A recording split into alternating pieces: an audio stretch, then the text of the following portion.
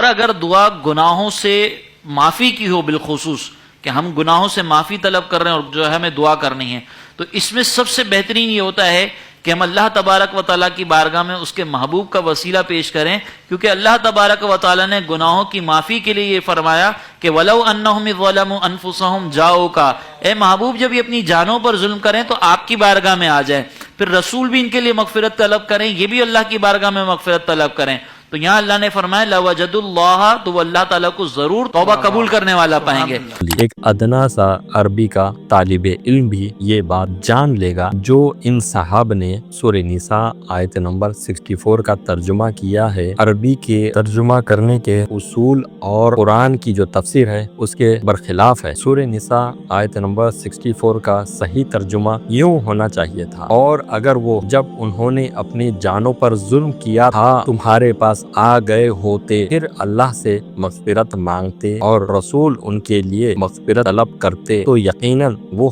اللہ کو بہت زیادہ توبہ قبول کرنے والا، نہایت رحم کرنے والا پاتے۔ یہ کون لوگ تھے جو اپنی جانوں پر ظلم کر رہے تھے، اور یہ کیا ظلم کر رہے تھے؟ اور نبی کی وفات کے بعد اگر اپنی جانوں پر ظلم کر بیٹھیں تو کیا نبی کے قبر پر جانے کا حکم ہے اس میں؟ ہرگز نہیں۔ صحابی رسول کے شاگرد مجاہد رحم اللہ فرماتے ہیں سورہ نساء آیت نمبر 6 کی تفسیر میں، یہ آیت منافقین اور ان یہود کے بارے میں نازل ہوئی جو اپنے جھگڑوں کا فیصلہ یہودی کعب بن اشرف کے پاس لے کر گئے تھے، رسول اللہ صلی اللہ علیہ وسلم سے فیصلہ کروانے کے بجائے۔ دلیل تفسیر مجاہد اور تفسیر ابن ابی حاتم، اس کی وضاحت آپ کو ملے گی معجم الکبیر طبرانی حدیث نمبر 12045۔ ابن عباس رضی اللہ عنہ سے روایت ہے، انہوں نے کہا ابو برزہ اسلمی ایک کاہن تھا جو یہودیوں کے درمیان ان کے جھگڑوں کے فیصلے کرتا تھا، لوگ اپنے اختلاف اس کے پاس لے جایا کرتے تھے، پھر کچھ مسلمان بھی اپنے جھگڑے لے کر اس کے پاس آ گئے تو اللہ عز و جل نے آیت نازل فرمائی، آیا تم نے ان لوگوں کو نہیں دیکھا جو دعویٰ کرتے ہیں کہ وہ اس چیز پر ایمان لائے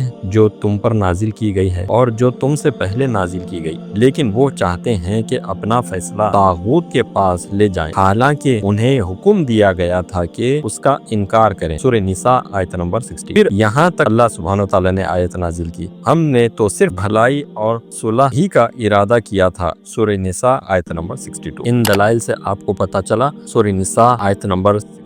منافقین اور یہودیوں کے خلاف نازل ہوئی، کیونکہ وہ اپنے آپسی جھگڑے کا فیصلہ نبی صلی اللہ علیہ وسلم سے کروانے کے بجائے وہ ایک یہودی کاہن سے کرواتے تھے۔ نبی صلی اللہ علیہ وسلم نے اپنی وفات کے بعد لوگوں کو ان کے مسائل حل کرنے کے لیے اپنی قبر پر نہیں بلایا، بلکہ زندہ موجود حاکم کی طرف جانے کی ہدایت دی۔ دلیل صحیح مسلم حدیث نمبر 6179۔ ایک عورت نے نبی صلی اللہ علیہ وسلم سے کسی چیز کے متعلق سوال کیا، آپ صلی اللہ علیہ وسلم نے اسے حکم دیا کہ وہ دوبارہ آپ کے پاس آئے۔ اس عورت نے فرمایا، یا رسول اللہ، اگر میں آؤں اور آپ کو نہ پاؤں تو؟ راوی کے والد کہتے ہیں گویا وہ آپ صلی اللہ علیہ وسلم کی وفات کی طرف اشارہ کر رہی تھی، تو آپ صلی اللہ علیہ وسلم نے فرمایا، اگر تم مجھے نہ پاؤ تو ابو بکر رضی اللہ عنہ کے پاس آنا۔ اور جو صحیح حدیث سے ثابت ہے وہ بات یہ ہے کہ نبی صلی اللہ علیہ وسلم کو پتہ نہیں ہوگا ان کی وفات کے بعد لوگ اپنی جانوں پر کیا ظلم کر بیٹھے ہیں۔ دلیل صحیح بخاری حدیث نمبر 6584۔ پھر بھی کچھ لوگ قبر پرستی کی دعوت دینے کے لیے اس آیت کے متعلق ایک جھوٹا اور من گھڑت واقعہ پیش کرتے ہیں۔ کہا جاتا ہے کہ ایک دیہاتی نبی صلی اللہ علیہ وسلم کی وفات کے بعد نبی صلی اللہ علیہ وسلم کی قبر پر آیا اور اس نے ندا لگائی کہ اس نے اپنی جان پر ظلم کیا، اور سورہ نساء آیت نمبر 65 کی تلاوت کی، تو قبر سے آواز آئی کہ اللہ نے اسے بخش دیا۔ یہ دیہاتی کون تھا جس کے نہ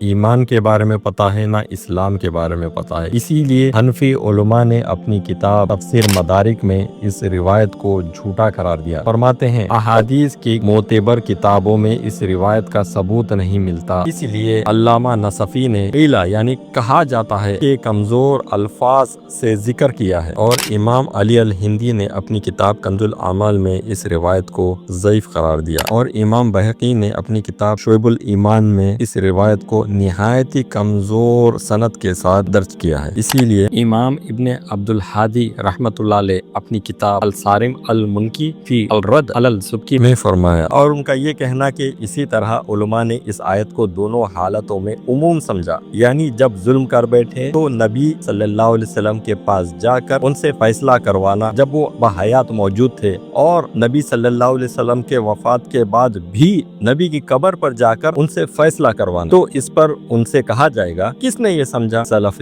امت اور ائمہ اسلام میں سے کسی ایک شخص کا نام بتاؤ، ہمیں کسی ایک صحابی یا تابعی یا تبع تابعین یا چاروں ائمہ میں سے کسی ایک سے یا کسی اور امام محدث یا مفسر سے یہ بات ثابت کر کے دکھاؤ کہ انہوں نے وہ عموم اس معنی میں سمجھا جو تم بیان کر رہے ہو، یا اس پر عمل کیا ہو، یا اس کی طرف رہنمائی کی ہو۔ اگر تم علماء پر اس قسم کے عمومی فہم کا دعویٰ کرتے ہو تو یہ دعویٰ باطل ہے، جس کا باطل ہونا بالکل ظاہر ہے۔ اسی لیے امام ابن تیمیہ رحمۃ اللہ علیہ نے اپنی کتاب جامع الرسائل میں فرمایا، رسول اللہ صلی اللہ علیہ وسلم کی وفات کے بعد ان کی طرف آنے کا معنی یہ ہے کہ انسان ان کی تعلیم، ان کے حکم اور ان کے لائے ہوئے دین کی طرف رجوع کرے۔ جب کہا گیا تم ان کے پاس آؤ تو زندگی میں ان کے پاس آنا بالکل واضح بات ہے، جیسے ان کو پکارنا، ان سے رہنمائی لینا اور ان کی اطاعت کرنا، لیکن ان کی غیر موجودگی اور وفات کے بعد ان کی طرف آنے کا مطلب یہ ہے کہ ان کی لائی ہوئی کتاب اور حکمت یعنی دین اور سنت کی طرف رجوع کیا جائے۔ اسی طرح جب کسی نے اپنی جان پر ظلم کیا ہو تو اس کا رسول صلی اللہ علیہ وسلم کی طرف آنا اصل میں ان کے حکم کی طرف پلٹنا ہے۔ جب وہ اس حکم کی طرف واپس آتا ہے تو جس طرح زندگی میں کوئی گناہگار رسول اللہ صلی اللہ علیہ وسلم کی اطاعت میں داخل ہوتا ہے اور گناہ سے پلٹتا ہے، بالکل اسی طرح وفات کے بعد بھی ہوتا ہے۔